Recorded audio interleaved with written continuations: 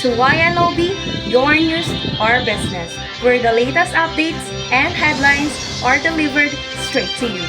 I'm Christine Joyce Aitalabis, and I'm here to bring you the news as it happens, keeping you informed and up to date. Let's start in today's top headlines. Magkarga na habang maaga pa.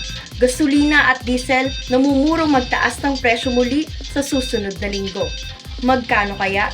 29 per kilo na bigas binebenta na sa ilang Kadiwa store simula ngayong araw. Exclusive! Ilang estudyante ng Westmead International School inuna ang outing bago ang thesis. Chapter 1 nila, Revise. Bagong online application para sa mga bata, kinagigiliwan. Mga dahilan, alamin. Live in YNOB, Your News, Our Business. Grab your copy and let's start with this new trending online application for children. Here's Diana Rose Ebra for details. Diana?